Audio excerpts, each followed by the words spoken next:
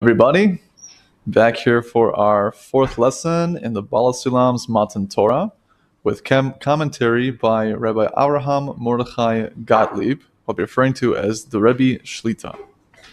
Shlita being a title for respect and saying that he should live long, to 120. A quick summary for what we've covered so far is that the main mitzvah of the Torah is loving your neighbor as yourself. And the biggest refinement that we could ask for, the biggest merit we could ask for, is to be involved in Torah and mitzvot, because that's what refines us, and that's what gives us merit. But the merit itself is the refinement which brings us to exalted levels of spiritual consciousness. Also, we spoke about rising above our understanding, because our understanding is intrinsically flawed and connected to our ego. We spoke about Hillel and the aspiring convert, who spoke about the lower level of loving your neighbor as yourself, meaning don't do to the other what is hateful to you. We spoke about legs being afflictions and pleasures being two different dynamics in our consciousness that bring us from state to state. Either suffering pushes us from one state to the other, or pleasure pulls us towards a different reality. And then our inner work is all relative. We're all unique beings on a unique journey. We want to change things, but the system is divine. The system is put in place, so it's not upon us to reform or reconstruct such divine systems. Rather, be connected to the unbroken tradition since Matan Torah itself. And in the last class, we spoke a lot about consciousness, quantum physics, and the relationship between thoughts and intention and actually co-creating and affecting reality, and how important it is for us to have a group of friends that have a concentrated effort to give to each other and to be involved in the work of thoughts, speech, and action that train oneself and habituates oneself to be more giving and therefore more godlike, because God is only giving. In this class, we're going to be speaking about the notion of the Hebrew slave. The bullet point is, I must even give precedence to others' needs before my own. As a preface, Hebrew slave is a very different idea than how most people understand what slavery is. I think indentured servant is a closer definition or understanding of what a Hebrew slave is. But bear with me, we'll get into the deep psychological intricacy of what it means to have a slave and how you actually become the slave and the slave becomes the master. The Baal HaSulam begins. As if this weren't enough, I point out the straightforward meaning of this commandment to love others is even more demanding, for it requires us to give precedence to others' needs before our own. Similarly, a Tosfot commentary in Masechet Kedushin 20a cites the Jerusalem Talmud on the verse regarding a Hebrew slave, quote, "For it is good for him with you," end quote, from Devarim or Deuteronomy 15:16, and states, quote, "Sometimes a master of a slave has only one cushion, and if he lies on the cushion himself and does not give it to the slave, then he doesn't fulfill the obligation of," quote, "for it is good for him with you," end quote. Just to clarify, what I just read is from Devarim or Deuteronomy. The notion of Hebrew slave being "for it is good for him with you" is what the Jerusalem Talmud is citing. Baal HaSulam says, since he is lying on a cushion and a slave is on the ground, answering the notion of how it must be good for him, and we are supposed to give our slave the only pillow, assuming we have just one. Baal HaSulam says, if he does not lie on the cushion, but also does not give it to his slave, then he acts with the character of Sodom, or Sodom. The translator adds, where guests were not welcomed, even though the Sodomites would not have lost anything by sharing with them. So I'll add that essentially this character trait of Sodom is what's mine is mine and what's yours is mine. You got into their domain and everything you own was theirs. And that's the characteristic of wickedness, or being severely unaligned with source, which is the characteristic of Israel, Yashar Kale, straight to God, whose characteristic is what's mine is yours, and what's yours is yours. Because that is denoted by giving strictly for the sake of the other being both the Creator and all of humanity, because the Creator is enveloped within humanity. So I think I'd like to take a moment to speak about the notion of society, since we're talking about Sodom and Israel as character traits. The Rebbe Shlita says in page 2 of Inner Work, which can be downloaded for free at KabbalahArt.com. I also recommend those listening to check out the description of the video. There's some great resources, links to books that we're referencing here, and the free books for download on the PDFs. So the Rebbe Shlita says, since most people are not yet yearning to connect with God, the goal of creating a just society is enough for them. If we are only connected with a just society, however, we will never attain one. This is because a just society is not enough of a goal to motivate all of us to overcome our self-centeredness. We see this. If, however, the goal is attaining union with the Creator of the world, then there is motivation to do even the hardest things. We see in society today, as the Rebbe says, that no system has worked, no system has lasted, everything is in an evolution and it's constantly shifting. And society seems to focus on receiving. And even if there is a lofty goal of building a just society,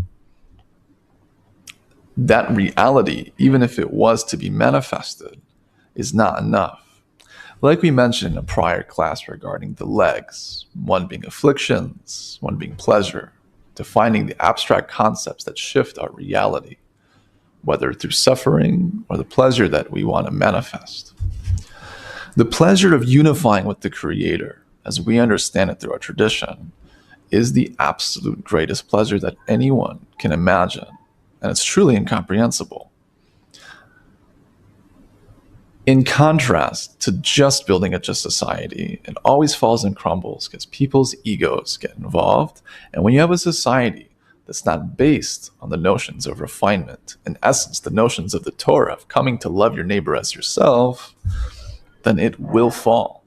It must. It's a spiritual principle. The only thing that's divine and is lasting is anything that truly has the Creator's will within it. The Creator's will is that we love each other and focus on uniting with Him. So if a society is built off of the opposite, or a lack thereof, naturally, it would fall.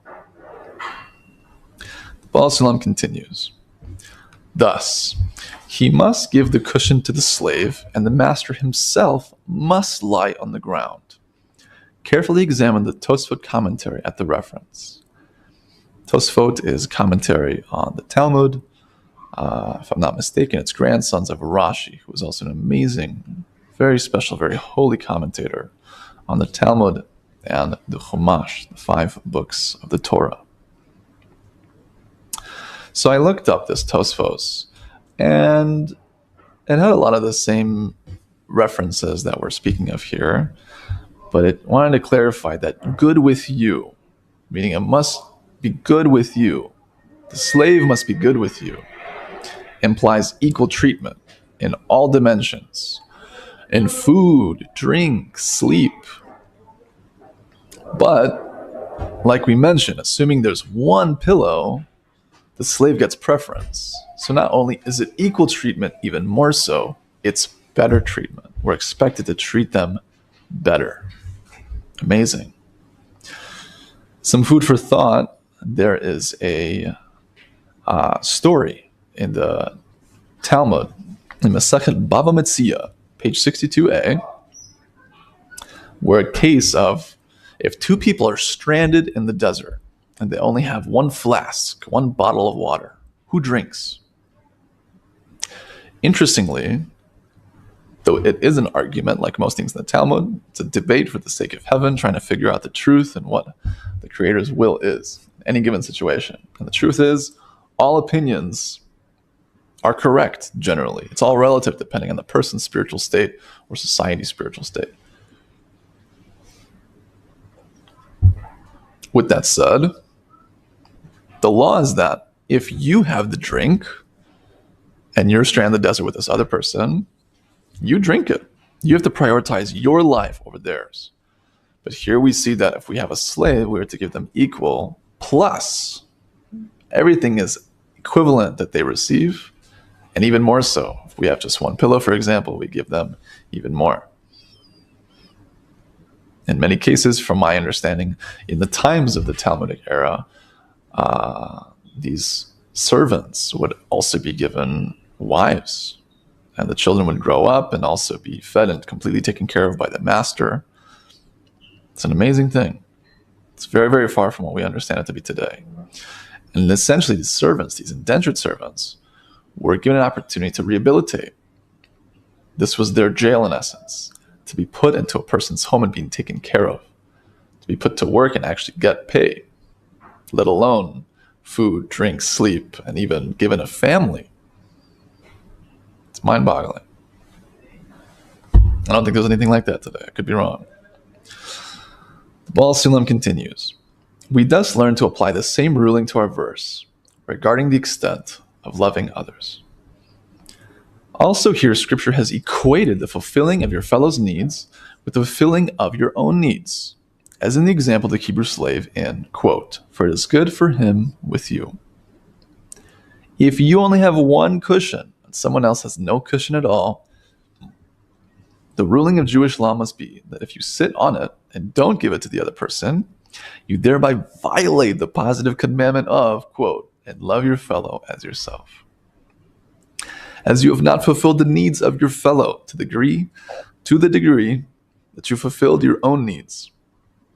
If you neither sit on the cushion nor give it to the other person, then this is wickedness, as in the characteristic of Sodom or Sodom. Rather, you must give the cushion to the other person to sit upon, and you yourself must either sit on the ground or stand. And it is self-evident that this rule applies to all cases where a person has something that someone else lacks. Now go and consider, is it at all possible to fulfill this commandment? Similar to how we ended the last section of the Baal HaSulam's wording in the third lesson, where he's actually the Rebbe Shlita says in the commentary of the last part, how is it possible to do this in reality? Meaning to truly love the other and totally fulfill all their needs when we can barely fulfill our own. So the Rebbe Shlita begins. The rest of the lesson is going to be his commentary on this section, clarifying the notion of caring for the other, referencing this master and slave dynamic. The Rebbe Shlita says, from the example of the Hebrew slave, we learn that the needs of your fellow take precedence over your own needs. The Jewish concept of slavery is very different from the way most people think of slavery. Our sages state, quote, "A person who acquires a slave is like one who acquires a master." End quote, from Kedushin 20a of the Talmud. The mitzvot of the Torah are so potent that the slave is turned into a master and the master into a slave. If the master has a single cushion, the Torah obligates the master to give it to the slave, and the master lies on the ground. When the master has only one cushion, what takes precedence? That it be good for him, meaning good for the slave, or with you, meaning good for the master? The mitzvah of the Torah is that good for him overrides with you.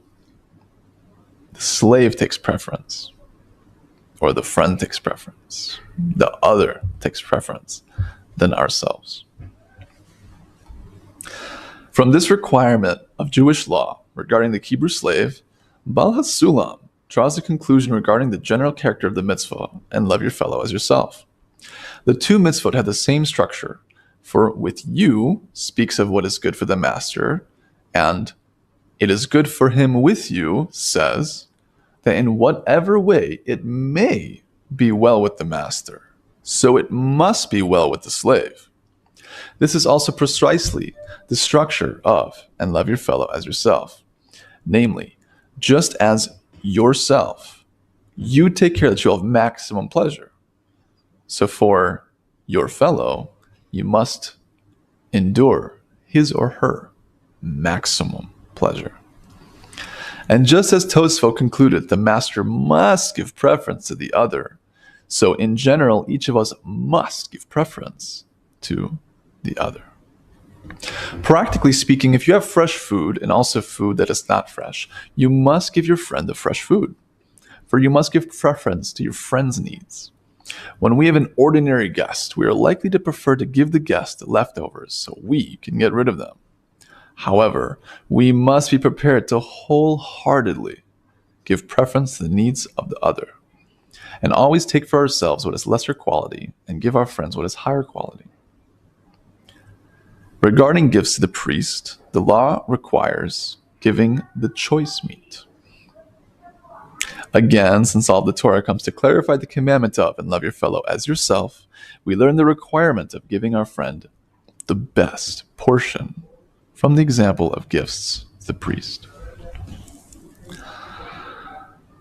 Everything is about loving your neighbor, loving the other. It's a broken record, but seemingly there's an issue in people's inner work when things seem so obvious, so understandable, like self-reflection and self-criticism, reviewing one's actions, and loving the other. In theory, it seems so straightforward and so logical that we think it's already ingrained, but it's far from. We need to be learning this, and we need to be involved in this in a concentrated manner so that it seeps in, it sinks in, it needs to become a part of us. So, interestingly, the notion of the priests getting the choice meat, but so too, the Creator told us that we are to be a nation of priests. The Creator loves all of humanity equally. We'll speak more about that in a future lesson, about how it's madness to assume that the Creator has any preference for any nation. We're simply projecting that reality because we have preferences. The Creator, how can He? But we'll get into that. It's a very interesting conversation. So if the priests are serving the nation of Israel, so too the nation of Israel are the priests and are serving humanity. Giving them the tools and the teachings that we're speaking about here, about refinement and how to step above understanding. So the Rebbe Shlita continues. Question: from where can we get the motivation and energy to follow this pure path? I just want to say, because the Baal HaSulam has stated that it seems impossible. So how can we follow such a thing? Answer: we need to get used to thinking of each individual as a great person. Therefore, we must contemplate the inner life of other people, to consider that each person is a portion of God and activated by God's will. These thoughts can give us a push to operate according to the principle of selfless giving, since there is great pleasure in giving to a great person. Makes so much sense. How many of us would do so much? We probably would give money to be able to serve our favorite celebrity or athlete, or our favorite gadol, these Torah experts, Torah scholars and sages. We would actually be the ones receiving pleasure from the service. So why not? Why not exaggerate in our minds the importance of everyone else so that we can serve them and help them and be there for them. It gives us power, because as we said in the last lesson, everything is drawing from consciousness. It's a main key of attaching our thoughts to God, attaching our thoughts to giving and loving, and putting it into action.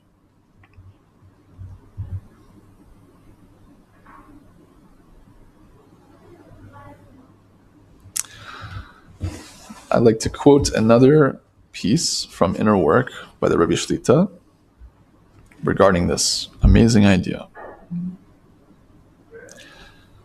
From the first page, there are those who say that since God is universal, with God's glory filling all the world, that all of God's glory does not rest in any individual person, but that some of God's glory is in each person. This is not the case, however, because the spiritual does not divide into parts. And each and every person is the entirety of God and all of God's glory. So I think it's important to say that the Hebrew is glory. Glory is like respect. It's kavod. We're not saying that God is in a person. God forbid. We're not saying that. We don't believe that. But God is in all people, and His glory, His goodness, His awe is within each and every person. Because yes, their soul is a portion from on high, so to speak. That doesn't mean that they are God themselves. God forbid. So if every person has this amazing spark within them, and all of God's glory is in every person, then to the point of the Rebbe Shlita here, we should be treating every person as a great individual, and that'll give us the power and the inspiration to serve them.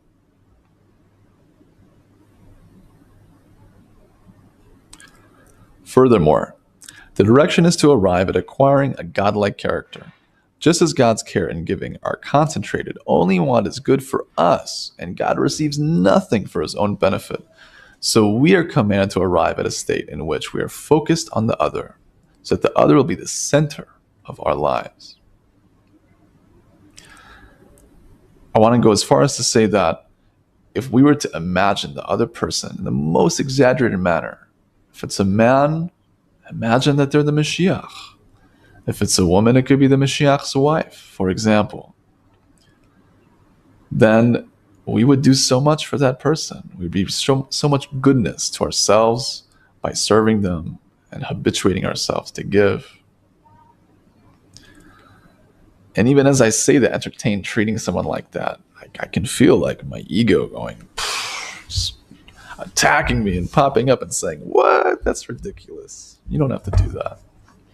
It's a war. It's a constant war, this inner work between this will to receive and the will to give. It's a holy war, and it should be fun. It should be good. And it becomes as such when we have tools, when we have a community, when we have friends, when we have a spiritual sage and leader. And with that said, Rabbi Shlita says, according to Judaism, our spiritual level is measured by how much we are aware of our selfishness and how humble we are. So if we can humble ourselves and understand this level of selfishness, then perhaps we can also serve the other better. Rabbi Shlita continues, thus, if we go on this path, we will be connected with the Creator of all there is. And there is no source of energy greater than this. Because the Creator is the life of all lives. He is the source of everything, all energy, all goodness, every minutia, from a leaf falling on the street, a dog barking, to the wars of the world and all the redemptions that have come and will finish. Everything is coming from the Creator. A quick story. The Rebbe Shlita said in the 14 years that he was attached to the Rebbe Shlita, Rebbe Baal HaSulam의 Ashlag Zatzal, he never saw him sleep for 14 years. And this holy man would sleep perhaps 3-4 hours a night. He would be in the Beit Midrash, he would be in the study hall by 1 a.m., ready to learn and ready to teach. And he was never seen to be falling asleep. and he was very tired. That was clarified. He was tired, don't get us wrong. And that's someone who was connected to the life of all lives. Despite the tiredness, such an individual has all the power they need to get through the day. The Rebbe Shlita continues, why do we really need to give preference to other people's needs above our own? The verse seems only to equate our needs when it states, quote, and love your fellow as yourself. However, even this simple meaning of the mitzvah creates an obligation to be strict and give preference to the needs of our friend. For when you want to straighten a bent metal rod, you need to bend it to the opposite side. We see that Judaism is not so simple, for it deals with something beyond our nature. It's not just a matter of phylacteries, being tefillin, that a man puts on each morning, or following the laws of an automatic clock on Shabbat. That is the simple execution of certain acts according to religious requirements. For it is in our power to perform religious actions, but in order to change our desires, we need the help of God. We see that these acts are not the goal, but the means to arrive at the goal. Changing our nature from self-love to love of the other. In the Talmud, Kedushin 30b, God is described as saying, quote, I created the evil inclination, and I created the Torah as a healing condiment for it. This is similar to what we've said. Being man is born like a wild donkey. We're born with the animal nature, our chomer, our raw material that we have to refine to become more human, to become more divine, and reveal the divinity within us, reveal the giving and the loving nature within us. The external form of fulfilling Torah and mitzvot is not the end of the trail. Rather, the end is attaining a change of nature by means of the Torah and mitzvot. This is the uniqueness of Judaism and the people of Israel. Thus, the people of Israel kept on going because throughout their history, they were more or less moving in this direction beyond the selfish nature of people. Regarding this, it is said, quote, for this is your wisdom and your understanding in the sight of the nations, end quote, from the Devarim, Deuteronomy 4:6. Your is referring to Israel, which is again, Yashar Kel, straight to God, intention to give and to love and to truly serve. And the nations, it's a code word for the ego. It's those wills to receive within oneself that we're attempting to convert. We need to bring those inner nations over to our inner Hillel in order that they become refined and become straight to God. And the last note regarding the quote from the Talmud I just stated, with the evil inclination being created by the Creator and Him creating the Torah as a healing condiment for it. Condiment, something you add to food, no? It's also been translated as spice or drug or medicine. But it doesn't say it's the cure, because we're not removing our raw material. We're actually not removing our ego. We're not removing the raw material we're receiving. Rather, it's a condiment. We're sprinkling the sparks and aspects of giving. We're creating a fusion. We're refining to become only giving and loving. So eventually we can reach the ultimate point, which we'll probably speak about in a future class, of being able to actually receive in order to give, which is connoted as the highest level. For example, your grandma gives you an ugly sweater and you receive it anyways and put it on despite all its itchiness. And you say, wow, grandma, thank you so much. And you're giving to her by receiving the gift. Or going to a Shabbat table. You say, wow, this food is so good. Because the host wants to give the guest all the goodness. So too in life. This is a meal where the guest and the Creator is the host. And He wants to give us infinite goodness at His eternal banquet. But we have to refine ourselves in order to taste it, in order to give to Him and not for ourselves. Looking forward till next time, we're going to be speaking about why Israel was chosen to receive the Torah, or at least planting the seeds as to why that is, and asking questions, which are themselves seeds and vessels, to get to the answer. Because every question is a vessel. If you have any questions, my email should be at the bottom of the description. I'm happy to help anyone with any of these resources or any questions regarding this teaching or this school of thought. And wishing you all the best. Till next time.